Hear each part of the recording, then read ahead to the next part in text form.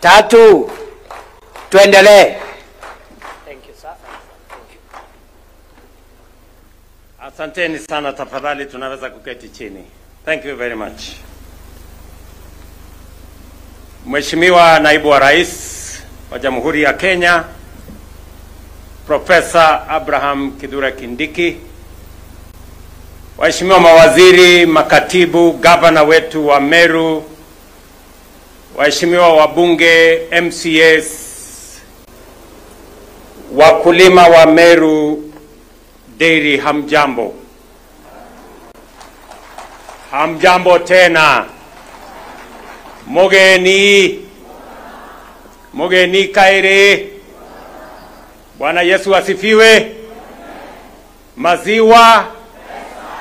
Maziwa pesa.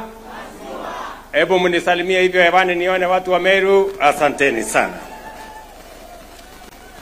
Mimi kwanza nataka nimshukuru Mungu kwa sababu ametupatia nafasi ya kufika hapa Meru kwa siku nyingine tena. Nataka niwapongeze mwenyekiti wa board ya Meru Dairy na huyu bwana Gitonga Kenneth ambaye ni CEO wetu, na zaidi niwapongeze wakulima wa Meru Dairy. Wakati nilikuwa hapa mwaka uliopita, Meru Dairy ilikuwa namba 2 kwa Kenya kwa mambo ya maziwa, na niliwaeleza wakati huo ya kwamba munaweza kuwa nambari 1. Leo mimi nafurahi kwamba nimekuja Meru mwaka huu tarehe ya leo, wakati Meru Dairy imekuwa dairy namba 1 processor katika taifa letu la Kenya. Mimi nawaambia pongezi sana, na kwa sababu ya bidii yenu, mimi nataka niwaeleze ya kwamba mimi nimefika hapa kwa mwaliko wenu, na sio kwa sababu nimepotea njia ama nimekosa kazi. Nimekuja hapa makusudi ili niwatie moyo ya kwamba mnafanya kazi mzuri na serikali ya Kenya itasimama pamoja na nyinyi.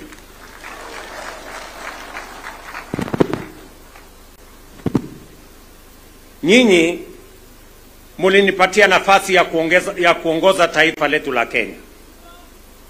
Ni kweli ama si kweli? Na muliniambia mambo kadhaa mnataka irekebishwe, na mnataka mambo fulani ifanywe ili watu wa Kenya maisha yao ibadilike. Muliniambia kwanza tupange mambo ya uchumi. Mukanieleza tupange mambo ya kilimo vizuri. Mukanieleza tupange mambo ya masomo ya watoto wetu vizuri. Mukanieleza tupange mambo ya afya vizuri. Na mkanieleza ya kwamba tupange nafasi ya ajira ya vijana wetu katika taifa letu la Kenya. Ni kweli ama si kweli? Na mimi niko na report ya hiyo kazi mlinipatia. Kwanza muliniambia ya kwamba mnataka mambo ya elimu ya watoto wetu ishughulikiwe vilivyo. Pale tulikuwa na matatizo ya CBC, watu hawakuelewa, wazazi hawakujua junior school itakuwa wapi, watoto program hiyo inaendelea namna gani. Tulikuwa na matatizo makubwa ya walimu, tulikuwa na shida kubwa, madarasa mengi hayakutosha, na pia university zetu zilikuwa na matatizo ya pesa. Mimi nataka niwaeleze kufikia sasa walimu tumewaajiri 76,000 wapya. Kabla ya Januari tutakuwa tumeajiri walimu wengine 24,000 tujaze wawe 100,000. Pamoja na wabunge tumejenga madarasa 23,000 mpya, ndio kila mtoto apate nafasi ya kusoma. Na vile vile ile matatizo ilikuwa kwa university, tumeweka program mpya ya student centered model ya financing ya higher education. Leo university yetu wanaweza kusomesha watoto wetu, wanaweza kulipa lecturers, wanaweza kufanya kazi ile ingine yote ambayo inawahitaji, na masomo iko laini ya kwenda mbele kama taifa letu la Kenya. Na ni kwa sababu elimu ni muhimu, kwa sababu ndio inatupatia usawa kama taifa la Kenya. Mtoto wa tajiri na maskini wanakuwa sawa wakiwa wamepata elimu, na ndio sababu nimehakikisha ya kwamba pesa inapatikana ya kutosha kuajiri walimu, kuhakikisha kwamba watoto wanasoma na kuhakikisha kwamba university zetu zinasonga mbele.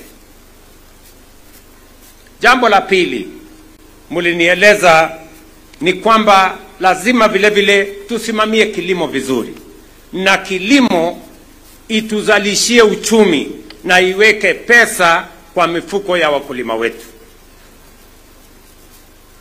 Mliniambia hamkuniambia? Si mlinieleza? Hatua ya kwanza tulisema kilimo haiwezi kwenda mbele kama gharama ya mambo ya pembejeo na fertilizer iko juu. Hatua yetu ya kwanza ilikuwa ni kupunguza gharama ya mbolea, na tukahakikisha kwamba kuna mbolea ya kutosha. Kufikia sasa mbolea tumepunguza ya kahawa, tumepunguza ya chai, tumepunguza ya ngano, tumepunguza ya mahindi, tumepunguza ya miwa, na tumehakikisha ya kwamba kila mkulima amesajiliwa, ndio kila mkulima aweze kupata mbolea yake, kwa sababu tunamtambua. Mwaka huu peke yake tumepatiana mbolea ama tumeuza kwa wakulima mbolea magunia milioni 6, na hiyo kazi inasonga mbele. Na vile vile tukasema value chains ya kilimo, KTDA inayoongozwa na Bwana Mudhaura kama CEO, pia tumewapatia pesa ya kupunguza gharama ya mbolea kwa wakulima wa chai. Wakulima wa chai walikuwa wanalipa shilingi 5,500 kwa gunia moja. Sasa tumewapunguzia ni 2,500. Sababu hiyo ndio kilimo ya chai imeongeza mapato ya wakulima kutoka shilingi bilioni 140 in 2022. Mwaka uliopita tulifikisha bilioni 215. Pale kwa kahawa, mnajua, huyo Paranya anajua, pale kwa kahawa tulikuwa na watu wajeuri sana, walikuwa wameharibu biashara ya kahawa. Watu wachache, mtu mmoja ako na leseni, yeye ni mkulima, ako na leseni ya broker, ako na leseni ya mila, na yeye ndiye ananunua kahawa kule Nairobi Coffee Exchange. Mtu mmoja anahangaisha wale wakulima wengine wote hapo katikati. Tukavunja hiyo cartel.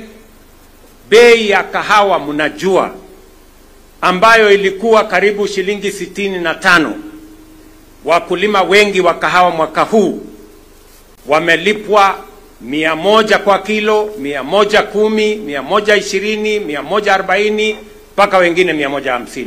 Ni kweli si kweli? Na ni kwa sababu tumeweka usimamizi mzuri, tumeongeza mapato ya wakulima wetu wa kahawa, kwa sababu tunataka kilimo iweke pesa kwa mfuko ya mkulima.